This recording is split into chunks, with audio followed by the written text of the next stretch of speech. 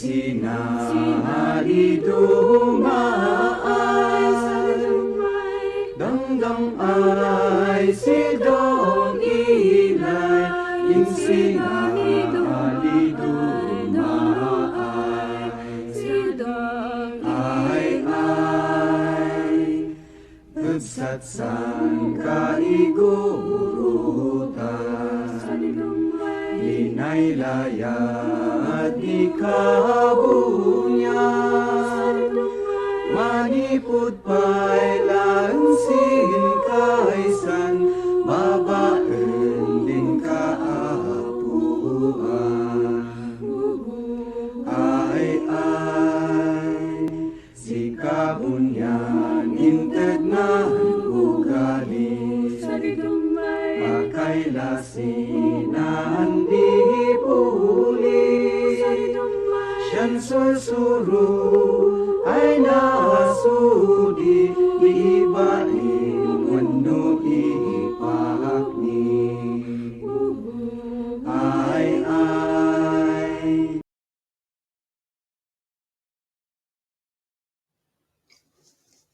Hello everyone, and welcome to this very, very special event tonight. My name's Anthony Hinton, and I had the enormous privilege of being Candy Gourlay's editor on Wild Song, her brand new novel, which published just yesterday on the 2nd of March. It is a masterpiece of a book, and that's not just me saying that. The 5-star review in the Telegraph this week and the Times Children's Book of the Week both also very much agree with that. And Candy is a superstar of an author. She has written something entirely unique, really special, and full of her inimitable brilliance. This is a story about identity, about holding true to yourself and your culture in the most trying of circumstances. It is a story about possibility and about wonder, about looking at the world around you and the restrictions that your society places on you and your role within it. And it's about seizing the hope of the new. It's a story about creativity of thought, and about how making art saves souls. It's a story of heart. It's about listening to what your heart tells you and how following through on that is the only way that you can really find your truth. It's a story about hope, and about hope surviving even in dark circumstances. Candy is just the most wonderful author because she writes the most immensely accessible but deeply profound prose, and she creates characters that you will fall in love with. Wild Song is the follow-up, the companion novel to her book Bone Talk, which first published in 2018. Samcad and Lukey were the two main characters of that book, and in Wild Song, Lukey, who was little Lukey in the first story, takes up the narrator's gauntlet, and several years after the events of the previous book, goes on a journey that is immensely difficult, inspiring, moving, powerful, and life-changing. Candy has put all of herself into this book, and the very best of herself shines through. It is incredibly, incredibly special. I hope all of you enjoy it. I hope all of you enjoy this evening. And the minute this talk is finished, if you haven't already, I must insist that you make your way to the nearest online bookshop and you buy this book. It is fantastic.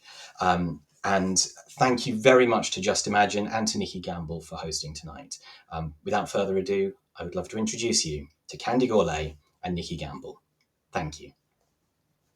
Oh, thank you so much, Anthony.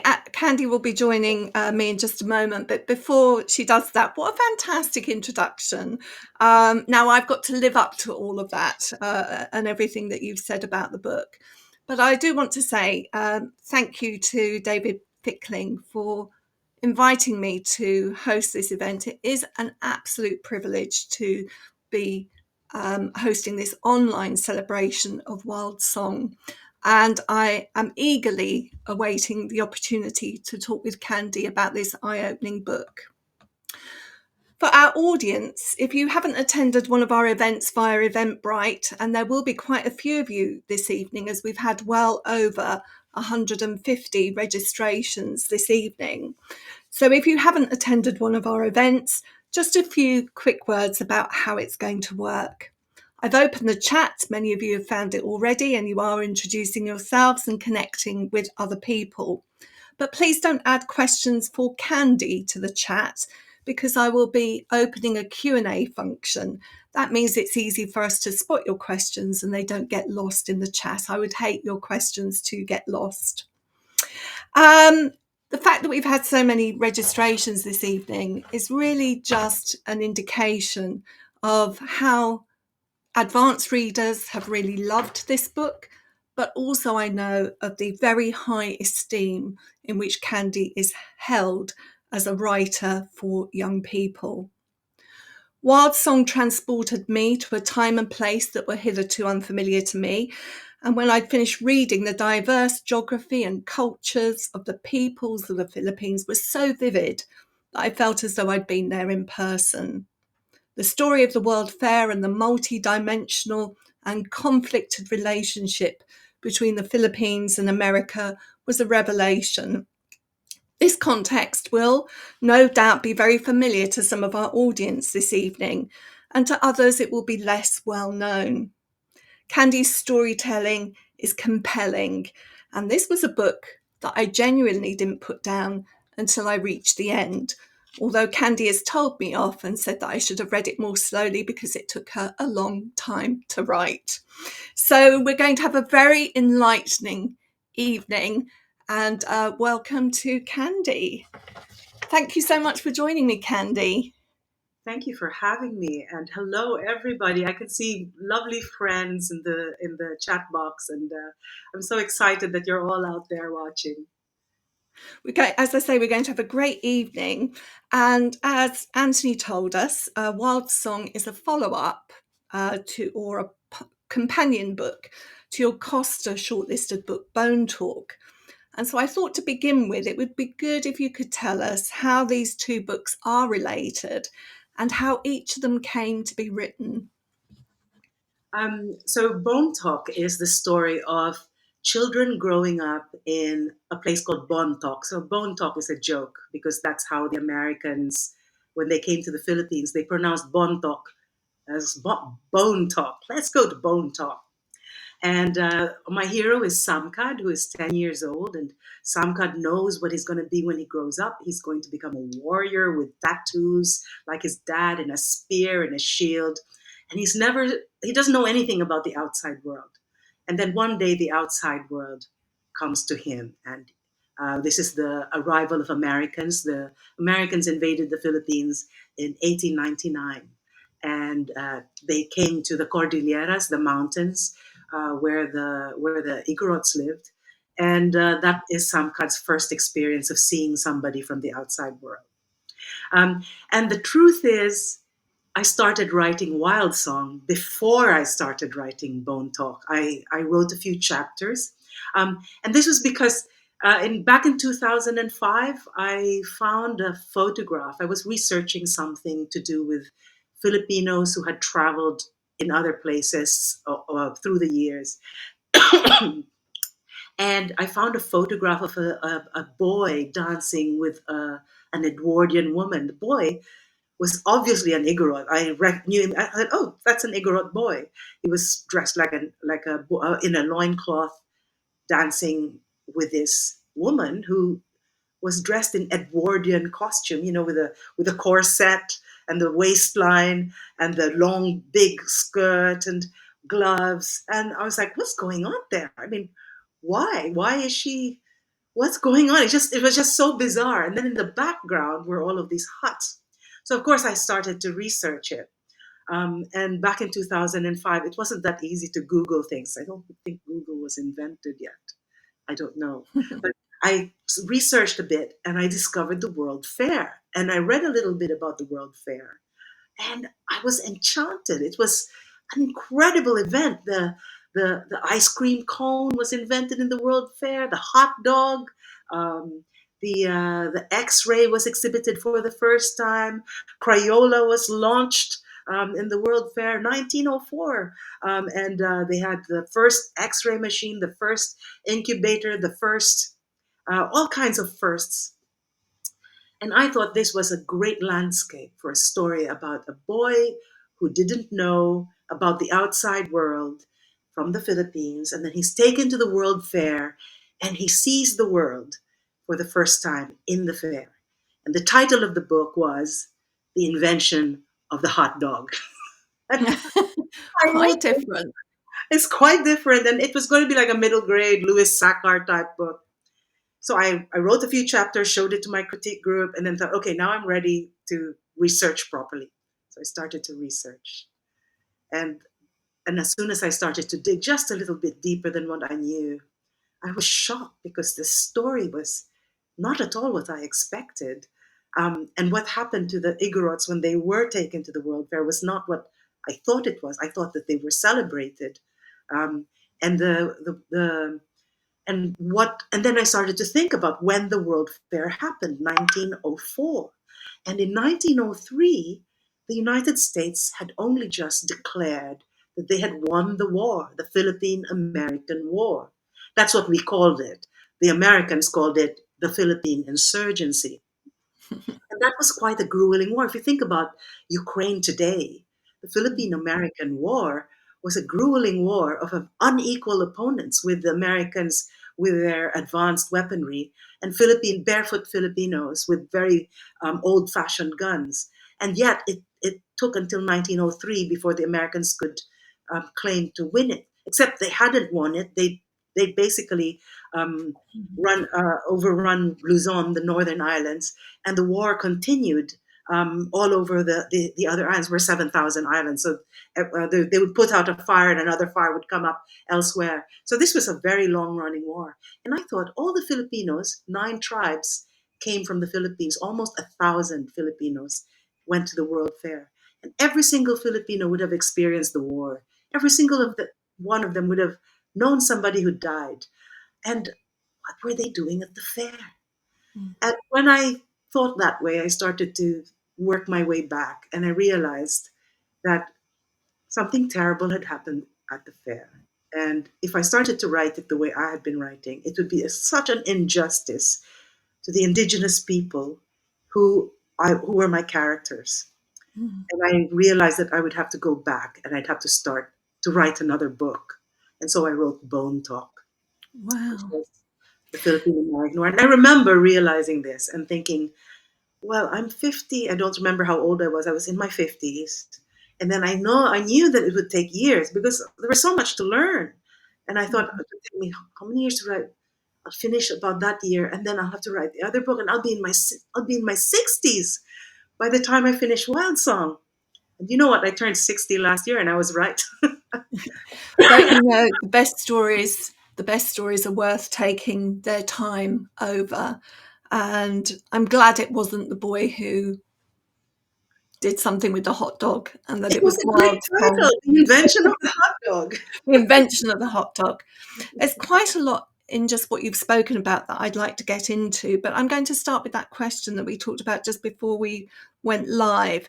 You are from the Philippines, but you are not of this group of people. So tell us a little bit about why you feel you can write their story. Well, that was the big question when I realized that this book, Bone Talk, was going to be about people whose tribe I didn't belong to. At the time, this was the 2000s. The no, the Anyway, it was at the time of the hashtag Our Own Voices, and I was thinking, oh, people were calling out people who were writing books that they didn't know about. If you're not Native American, you can't write about Native Americans, all kinds of things, and we were all trying to work out what was the right thing to do. And so the decision to go ahead wasn't just about getting older while I was writing. It was also, do I have any right to write this book? And basically, I told myself, well, if I earned the, I would have to earn that right by knowing my stuff. So it was a long period of research, of really. So the first big question was, who are the Igorots? I read and read and read and read, and it was very difficult to answer that question, because most things that are written about them are written by the enemy. So back in 1903, a lot of books were written about Igorots by American anthropologists, and they were very and the American anthropologists were looking at them through a prism. They sounded like zoology manuals, like people who were studying some kind of animal. And it was really, really hard to hear the voices of real people. They didn't sound like you and me. And then I found the primary text that I found was called the Bontoc Igorot. The Bontoc Igorot was written by an anthropologist called Albert Jenks. And Albert Jenks, it wrote it in 1903. So when I found this book, I was so excited. 1903, perfect. That was exactly the window that needed to know about them. Because if you read books in 1920, 1930, the tribe had changed dramatically because of the arrival of the Americans, whereas 1903 was before they were changed. So that was brilliant. I read it from cover to cover. It was written through a pretty racist prism, but it was filled with tiny details that was valuable. And then when I started to research the World Fair, I discovered who took the Igorots to the World Fair. Albert Jenks, the author of the Bontoc Igorot. And how many months did it take to write this seminal book about the Bontocs? 6 months. He'd only been there 6 months. And I was like, oh, this is so discouraging. And then I found a book of the diaries of his wife, Maud Jenks, wrote a book. Basically, it was a compilation of her diaries and letters during the time she was living in the Philippines. And the title of the book was "Death Stalks the Philippine Wilds." So very sensationalist. It implies that something terrible and savage happened to her, but it didn't. It just showed her life as a housewife, living in a wooden house in Bontoc, while her husband was gallivanting around the mountains. She was stuck at home, so she spent a lot of time with Igorots, and she had many friendships, and she was still a racist, but it was only in her book that I heard real people being quoted. She'd open the door and a woman would be there, and they would have a negotiation. The woman needed needles, and she would swap a basket for needles. Little boys who played in the field would knock on the door because they wanted to look through her books. They'd throw themselves on the floor and try to teach themselves how to read English. Suddenly, I was hearing the real voices of people from that era, and and that was what really, really helped me to get through writing this book. So, your story, Wild Song, is narrated by Luki as if she's talking to her mother, who is deceased. When did you settle on that as the narrative voice for this story? One of the scary things about writing about Igorots is that the one thing about their culture is that they're very spiritual. Even if you meet Igorots today, real Igorots today, they come across that way, and it comes across, it's spiritual. Like it comes across like religious. They're religious. They're very in tune with of what I call in the book the invisible world. And I wanted to be able to convey that without talking about religion. I wanted to show that this, because they were not Christians, they were animists. Basically, they lived with the spirits of their ancestors day to day. It's only that they were invisible. They were there, but they can't see them.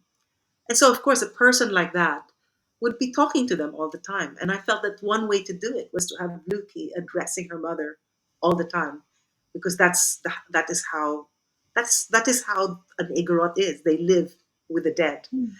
Yeah. And of So course, Sorry, Candy, I was just going to say, just while we're talking about the narration, obviously we're seeing this journey from the Philippines to the US through Lukey's eyes. And that means that we have to experience the world as she would see it. Sometimes we're more knowing, a mature, knowing, experienced reader will sometimes know more than she does. Not necessarily all readers of the book will do that. But I wondered whether that viewpoint presented any challenges for you as well as advantages. The viewpoint of Lukey, not Mm, it was I had practice because Bone Talk was just like that. And it mm, was really, really hard when I was doing it through Samkad's eyes because things like I can't use certain words. Like he can't steal himself because he didn't know about steal. So there were a lot of words that, and if some words sounded a little bit too French, like naivete, you couldn't use it because so you had to be very careful with the language, while at the same time trying to convey so much. Um, so that was practice, and then little Lukey, thankfully, was a little bit more experienced by the time she was 16, and she'd seen a lot of she'd already seen Americans, she'd seen clothes, she could describe things in reference to more things than she did when it was in Bone Talk. um, I can't remember what the question was. Wait, Well, I just wondered what the advantages were of choosing her as the narrative viewpoint as well as the challenges. yes, so the challenge of the language was always there, but little Lukey in Bone Talk was such a wonderful character that she had to go somewhere. Somebody once asked me, uh, "Why didn't you make little Lukey the heroine of Bone Talk? Why did it have to be Samkat? Sometimes she's more interesting than Samkat." And I was like, "Well, actually, that's true." But I only invented Little Lukey very late in the game, and I didn't want to change the story. So Little Lukey originally, Samkad was looking after not baby Baba. So when you look at historical photos of Igorots, the children are always carrying babies strapped to them because the custom is the children will look after the babies while the parents till the soil. And little and Samkat was always looking after a baby called Little Lukey. So Little Lukey was a baby, but this baby had so much personality. She kept running away, and then I'd write entire plots about what Little Lukey did, stealing charcoal to draw tattoos on her chest. And I thought, what am I doing? This is distracting away from Samkat's story. She needed to be co-equal so that she could go on the adventure with Samkat. So I turned her into a little girl who's the same age, and they became best friends. And that's where little Lukey came from. So but she was a terrific character, and I thought I've got to I've got to use she's got to be the voice of the next story. It would be so interesting seeing the world through her eyes. And later on, when I discovered all the other things about the World Fair that then comes forth, the things about women and clothes and things like that. That was only that it just complemented everything about Little Lukey. People who haven't read it yet, I can't go into too much detail, but yeah. So pleased that Little Lukey got her own book.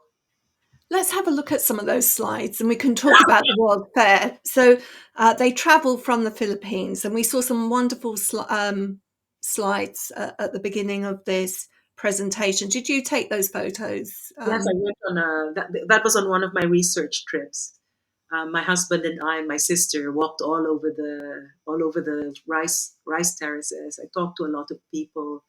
I was looking for a mossy forest because I describe a mossy forest. Hmm. This is how the diaries of American anthropologists describe Bontoc, the forests that were, in a mossy forest because everything is covered with moss. It's really, really quiet. It's like snow. It's quiet. So I asked our guide, is there still a forest that we could explore? And he said, I'm sorry, they've all been chopped down. I was like, oh, that's Wow. sad. Yeah. Well, you describe it as though you've seen it, and of course you take us all the way through to Manila and this changing landscape as we go towards the sea. But I'm going to share your slides, which will take us into talking about the World Fair when they get to the Yeah. US. It was So, very exciting writing about the journey from Bontoc to Manila because I had to research photographs downtown from a long, long time ago. There's some extraordinary photographs of that period, and also I had to remember that there had been a war, so burnt out churches, lots of destruction along the way. And then when I got to Manila today, I don't know if you've been to Manila, Nikki, but it's pretty much a concrete jungle with skyscrapers and motorways and traffic. Um, and when I researched it, I was so surprised at how beautiful Manila was. It was a Spanish colonial city with very graceful buildings and avenues and grand. There were some really grand buildings, and I was so tempted to. I had a lot of description of these things originally, but we had to take them all out because it's not about Manila. I had to get out of Manila as quickly as I could to get the story going. But the temptation was to just write about it because it was so beautiful. Manila was flattened during World War II because of Mm. American bombing, and so it had to be rebuilt, and it has not been rebuilt very prettily. Mm. Let's have a look at some of these slides. I should just tell everybody Candy's got a little bit of a cough, so it's great that she's able to join us still today. For some reason, it's not. I can see myself. Mm.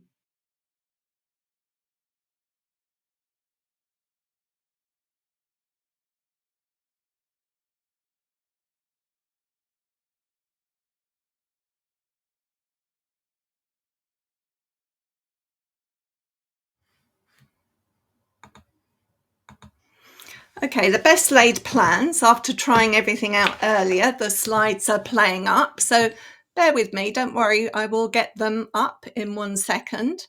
But I'll ask you another question while I'm just fiddling around with that, Candy. I wonder if we could talk a little bit about the cultural diversity of the Philippines. You've already told us that it's an island. It's made of 7,000 islands, but also a tremendous diversity of ethnic groups as well, which has just expanded over time. And there are hints. You're not giving us a lecture in your book, but there are hints of that. Perhaps you could tell us a little bit more while I just fiddle with the slides. So the Philippines is 7,107 islands. I think someone might have found another island or two, which means that we're not a consolidated peoples. We were discovered by a Spanish explorer, and then when we were colonized by Spain, they basically said they turned to these thousands of islands and said, you are one country now. But that was not we were not one country. We were many, many different kinds of people. Somebody asked me today, what kind of, so you're not if you don't belong to the Igorots, what is your heritage from the Philippines?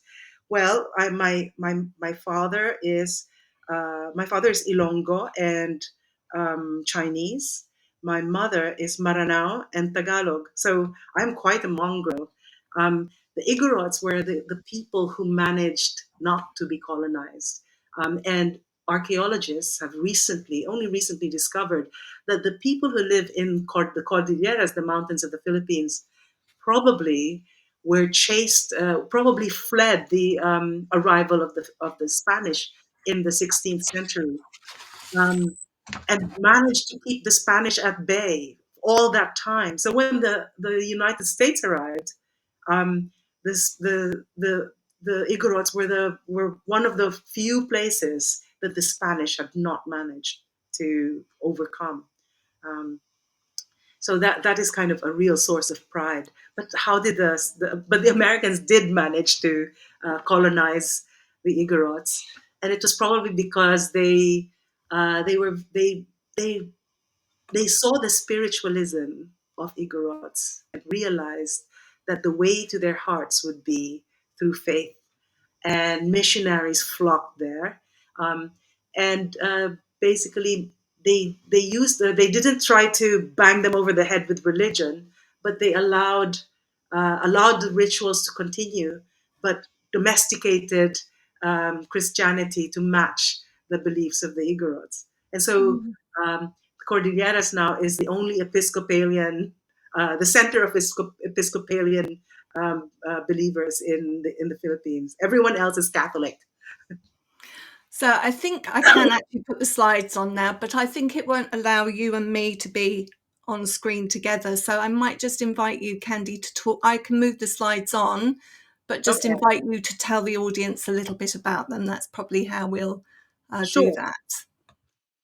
So I said Catholic, but actually I should also mention Muslims. So Muslims, Catholics, Episcopalians in the Cordilleras.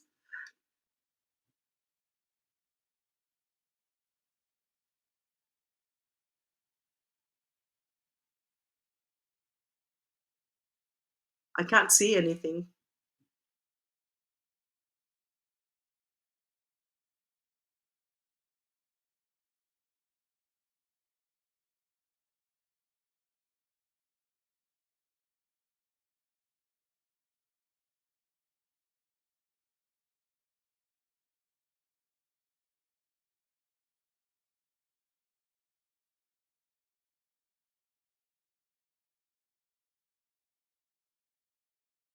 In here.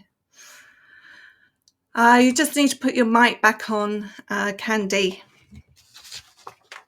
Right, just apologies to everybody. We seem to be having a technical issue with slides, which for some reason are not allowing us to put them into the stream. But we have got lots of questions for Candy, and I am going to also open the Q&A. So if you have any questions, you can put those in too. We were going to look at the slides about the World Fair. So tell us a little bit what you discovered about the World Fair in your research. Well, the World Fair was basically supposed to happen in 1903 and not 1904, because that was the 100th anniversary of the Louisiana Purchase. And I'm sure not many people know what the Louisiana Purchase is. It was when the United States purchased the big middle part of America, including Texas, from the French. Oh, look, I can see slides. Hooray. And so the fair was supposed to celebrate that, but they didn't manage to get it together. And that's why it happened in 1904. All right, I hope my audio is still working. Um, um, can I move these slides? Yes, I can. Okay, so this was supposed to be me talking about how Bone Talk is the first book.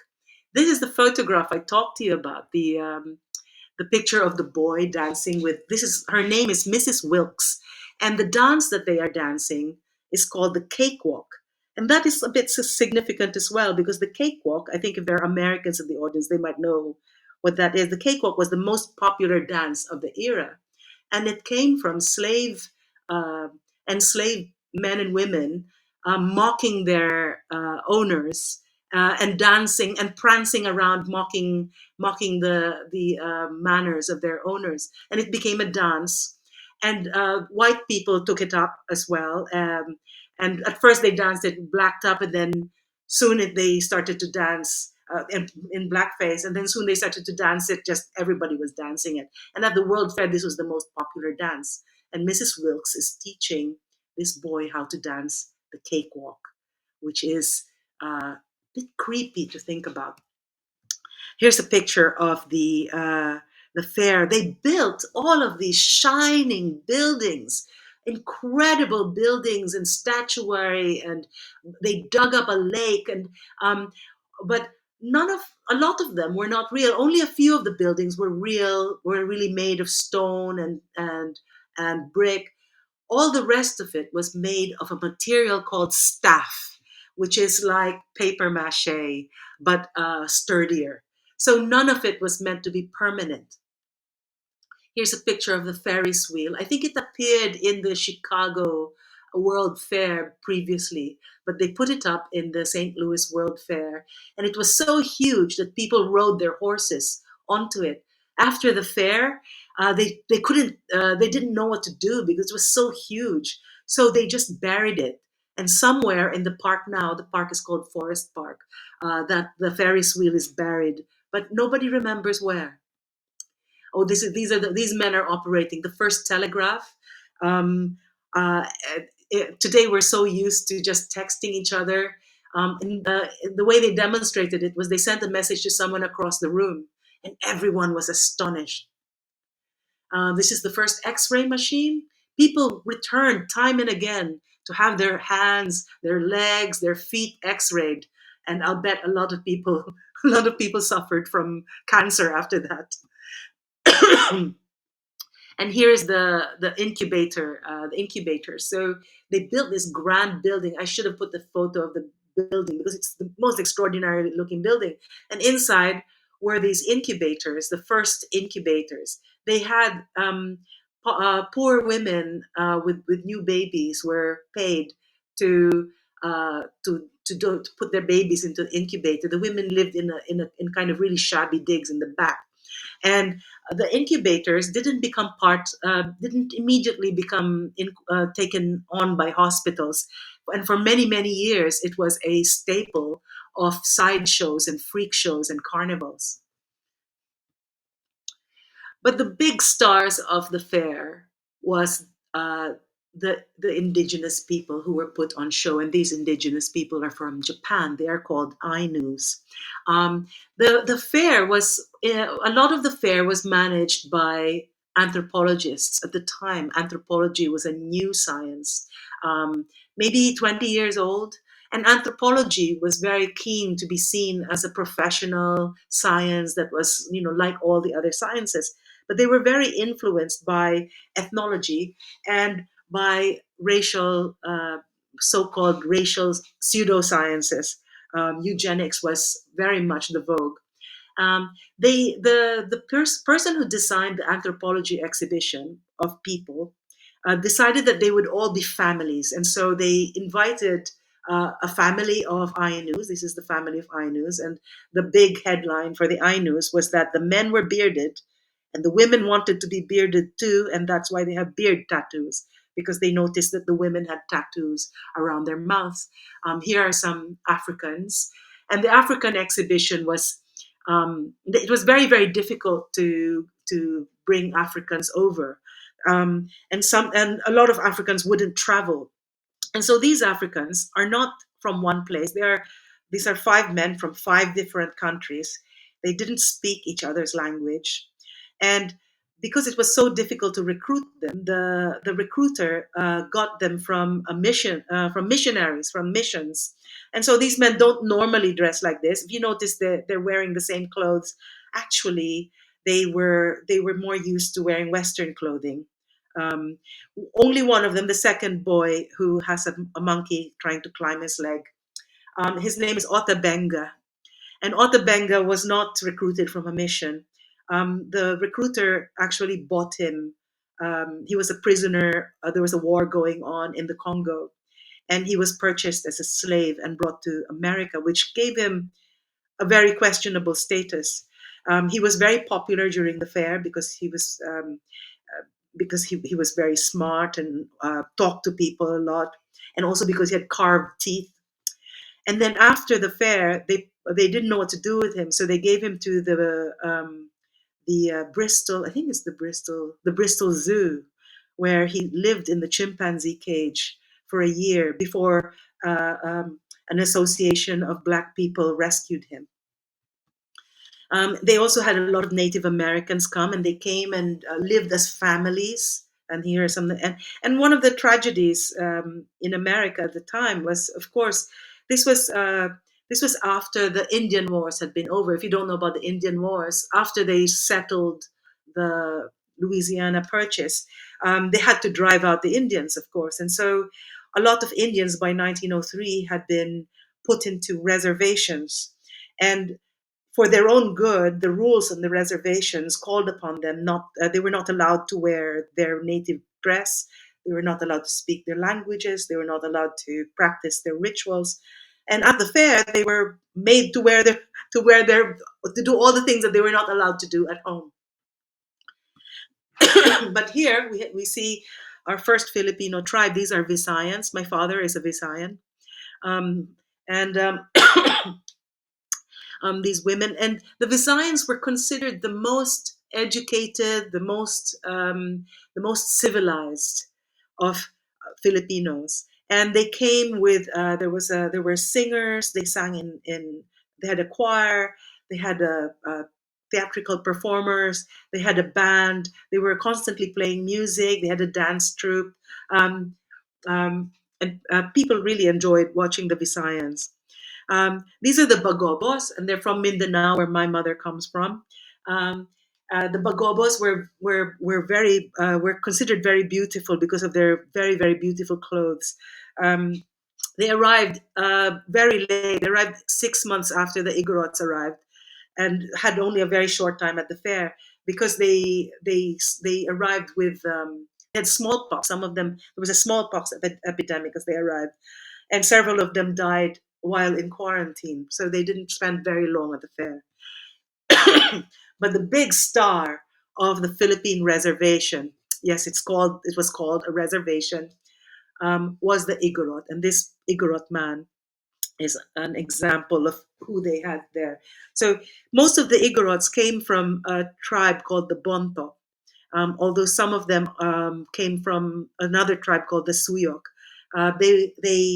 They spoke kind of slightly varying languages from each other, and they had slightly different architecture and of their buildings. When they arrived, the buildings were already half built by builders, the fair builders, and some Marines, Filipino Marines and constabulary, who were recruited to build the frameworks of their houses. So the houses were all the wrong sizes and shapes, and then they were asked to finish building them. So this is, I was talking about this, the war in the Philippines. So the Philippine American War. Here are some American soldiers who came to the Philippines, and you will notice that there are no people of color amongst them. There was a troop of American soldiers of color who came, but their job was to do all the dirty things like cleaning, setting up the tents, while the white Americans were the ones who did the fighting. This is a fire in Manila during the war. A lot of villages were burned down. There was a lot of destruction during the war.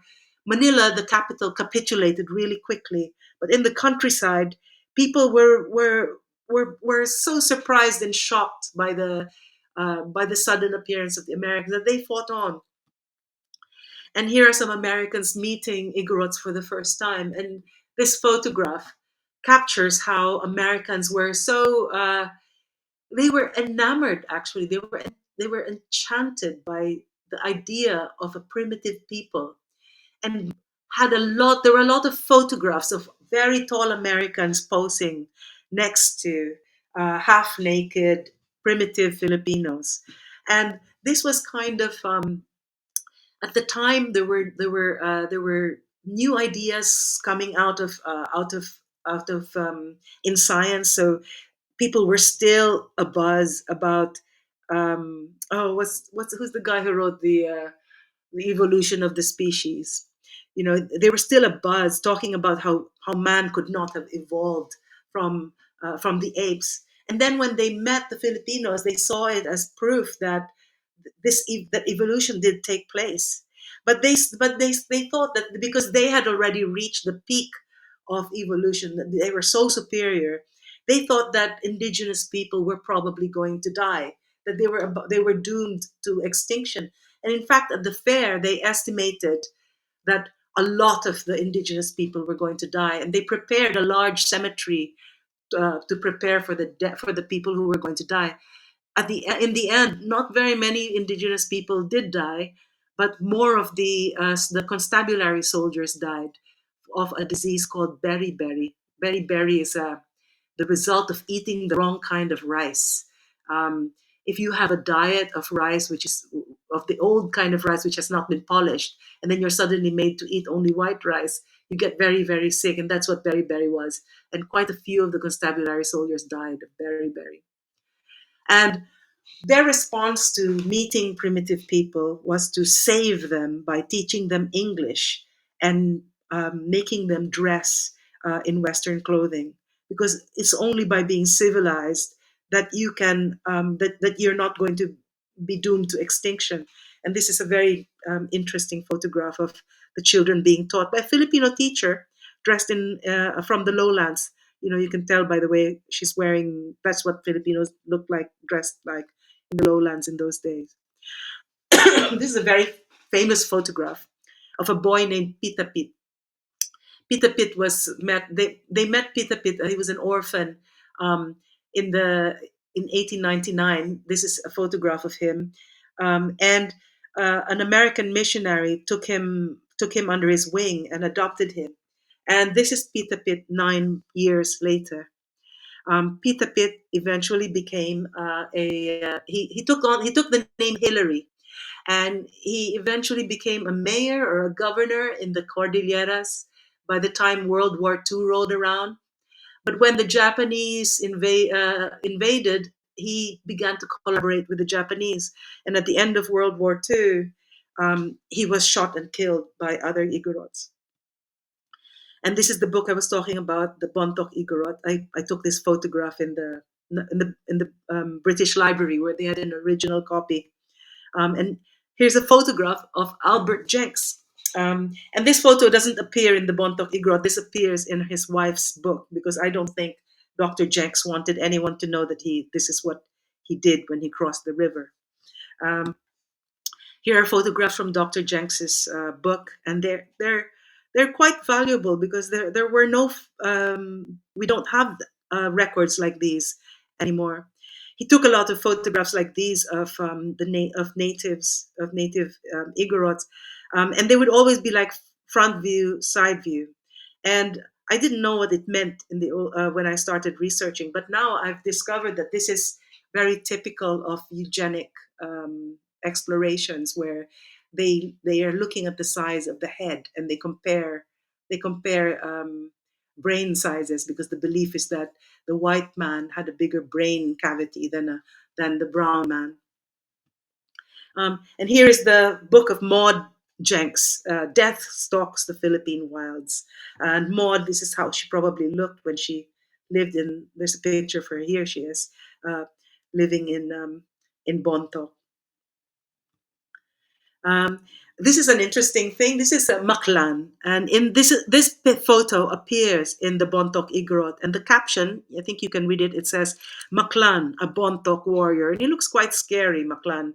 But this photo also appears in Maud Jenks's book, and here's the photo in Maud Jenks's book, and the title is Tommy in full warrior regalia, because Tommy, which was the name she gave Maklan, was their cook. And in Maud's book, she talks about how Tommy cooks and how he likes to keep the floor clean and how he scolds the little children. So the photograph in the Bontoc Igorot was not entirely truthful about what this man does. Dean Worcester is an important figure because he became he took all of the famous photographs, including the one of Pita Pit as a boy and 9 years later. Took a lot of famous photographs of the Philippines, and they were published in the National Geographic, and that informed the opinions of Americans for years to come. This is one of his photographs that appeared in the National Geographic. Oh, here's the National Geographic. You might have even seen this copy, this magazine, because the National Geographic was still quite new, and this photo appeared side by side in the National Geographic, and this picture, the educational value of the constabulary, as you can see, it's like a propaganda photo. He shows how the Igorot used to be and how Americans have managed to civilize them. And what it doesn't say in the picture is that the first two pictures were taken in the same year, and actually, that guy is named in some historical texts as a negotiator. He was not a primitive person. He came down to Manila to negotiate because there was a lot of corruption being committed by officials in Bonto. And then recently, there was a book written about Dean Worcester's photographs, and they discovered the complete negatives. and found this uncut negative where you can see the man posing in his loincloth, and on the floor next to him, behind the curtain, are his clothes. So I think that's it. I can. How do I end the screen share there?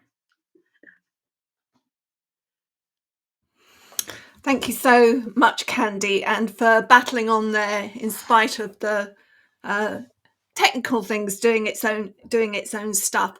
We have got some questions coming through in the Q&A. I just want to ask one more before we go to those questions. So much of what you've shown in the slides obviously resonates with what people will read in the book if they haven't read it yet. And Lukey strikes up a friendship with an American woman in this story called Sadie Lockett. I was struck by the similarity in sound between Lukey and Lockett. And of course, as characters, we're showing here points of connection, whereas so much of what we've seen so far in the novel is about differences between people. And this relationship really shows connections.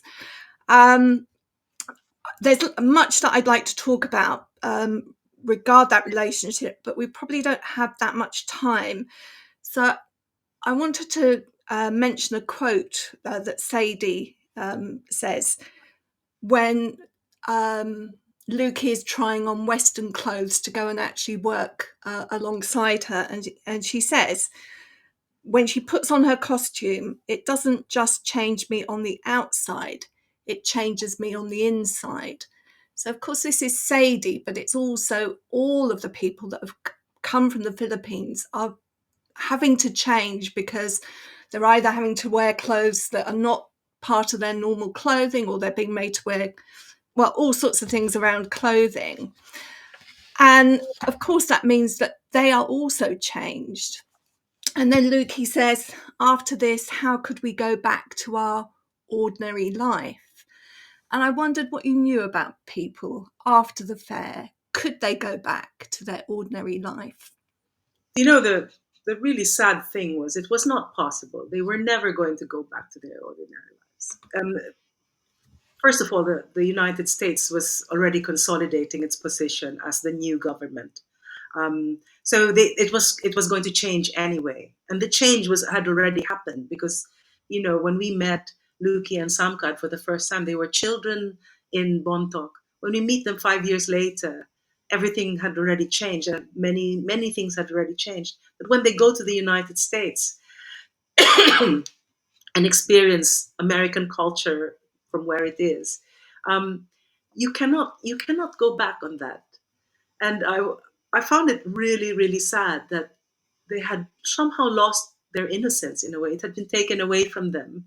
And also that the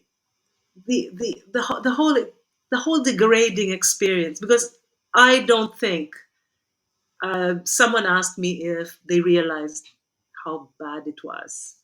I think they realized how terrible it was. I don't think they were unaware, because the audiences, the people who came to see them, would have treated them, not have treated them well all the time. I read lots of accounts of food being thrown at them, that kind of thing.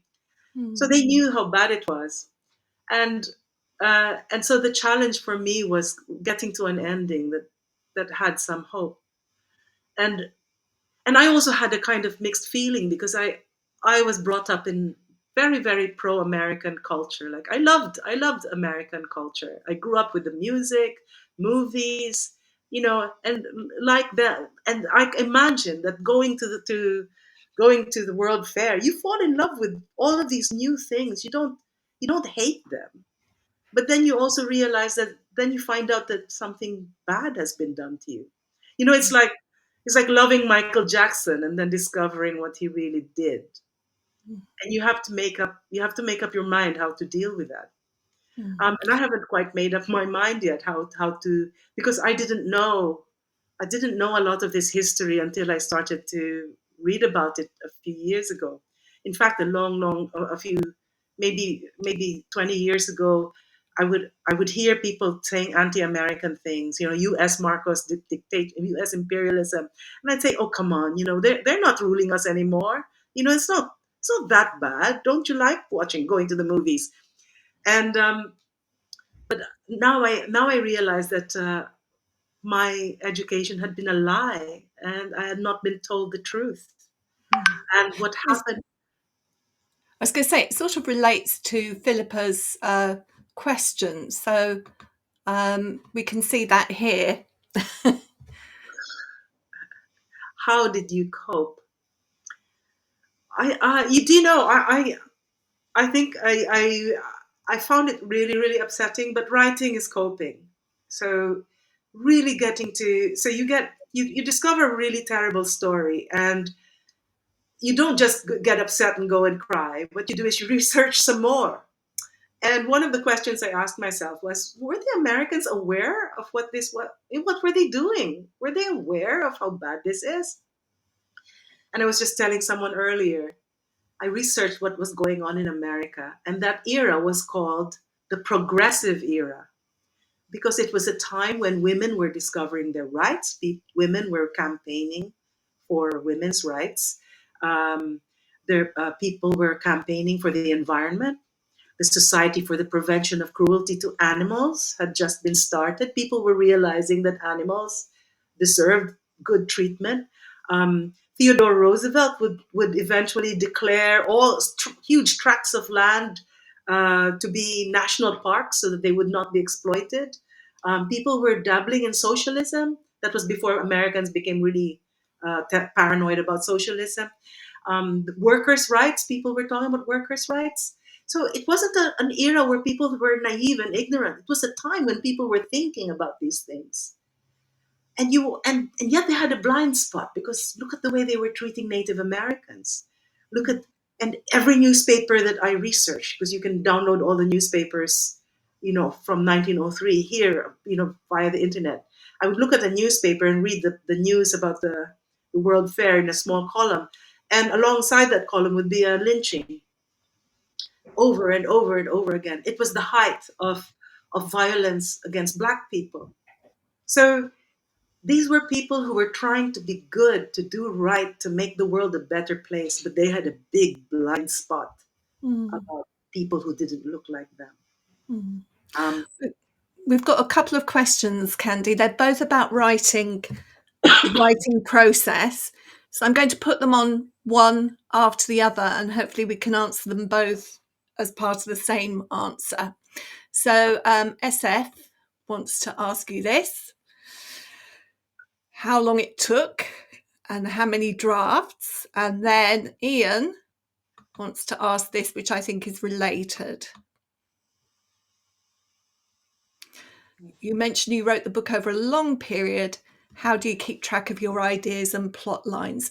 My goodness me, for the last 2 minutes of this evening, you've got a big question to answer there. SF's question made me laugh because the two of us are both with DFB Books, and we are the slowest writers in the world. But I think it takes me about 2 years to actually write a text. But I do a lot of thinking, and I'll write something and leave it, put it aside for a long time, um, and do a lot of research. And sometimes I get distracted by research and I just research and I don't write. Um, so it did take me. It must have. I started writing this in 2005, and then I put that aside, and then I wrote Bone Talk. Then I wrote a lot of other books, but all the time I was researching. And I think the main bulk of research for this was 3 years. So 3 years of writing this, not research, 3 years of writing this. And then the question about keeping your things organized, Scrivener. I didn't use Scrivener for a long time, and I was a very scatty author. And when I wrote Bone Talk, I took up Scrivener maybe near the last half of writing Bone Talk, and I wish I had it at the beginning because it's such a great way of organizing. And if I had time, I would show you how I organize it because it's so cool. But as long as you get over, don't do any of the how-to videos of Scrivener because they're stupid. They make it look harder than it is. Just get a friend to sit you down and show you because it will really save time. So that's how I organize my stuff. I've got one last question for you, Candy, before we have the treat of a video to play us out.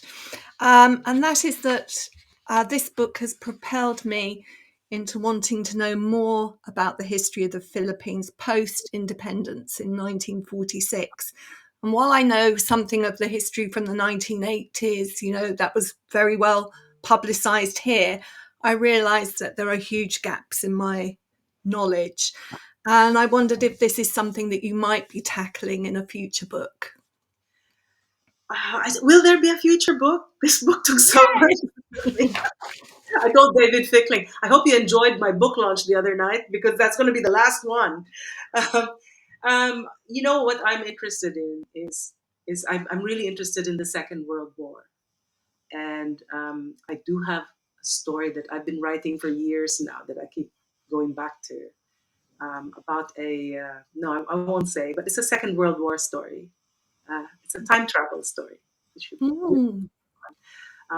I have many questions, because that is the life of my parents' formative experience was World War II. And right now, I can't face writing another novel. So this year, I'm doing comics.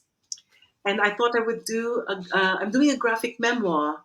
And the memoir appears to be, because I've only just started, and everything seems to be about my parents in World War II and their life in so I'm still kind of thinking about the colonial era and how that affected my parents and how they passed that down to us. And I'm having so much fun not having to write words, but just drawing pictures. Wonderful. Can you tell us something about the video that we're going to play out with? A few days ago, we had a book launch, and initially I thought it would be a big open book launch and all my friends would be invited and everyone could come. And then I thought, but wait a minute, what is important about your novel? And the important thing about my novel are the indigenous people that I wrote about. And I couldn't possibly have a book launch without them. The book launch had to be for them. So I invited the Igorot community here to my book launch. And we had so many people respond that there was no room for my guests. So we did a bit of a negotiation, and I pruned my guest list right down to my WhatsApp groups. And then and they pruned their guest list down to just the children and several and elders. And they came and they danced, and they gave a blessing. They blessed the book. And so, it's the best experience of my writing career. I think it will always be like the top up there. And I wanted to share it with you. So I did a quick edit of there's a bit of talking at the beginning when Mark Watan, who is from Bontoc and is a descendant of the character who I based the character Quino on, explains what he's going to do. And then the children and Mark are going to dance. Fantastic. So do hang on, everybody, because we're going to play that. But of course, before we go to the video, I have to say huge thanks to David Fickling Books, to Anthony, but most of all to Candy for sharing her time with us this evening. I'd also like to thank you for coming along and for your warm comments in the chat, which I will obviously share with Candy later. But for now, we will play out with the video.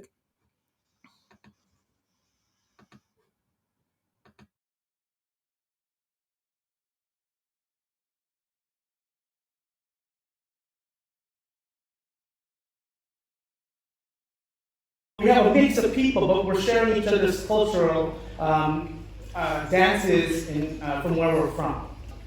And so we're going to present our dance so that we can bring good vibes to this.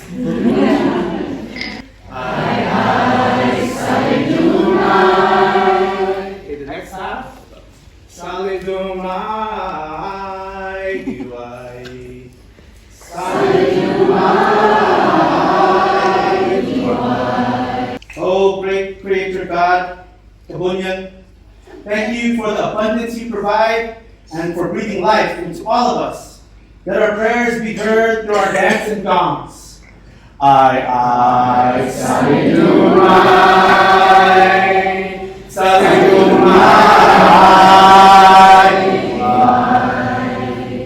We pray that Candy's book honors our ancestors and brings pride in who we are, especially to the young ones in our community.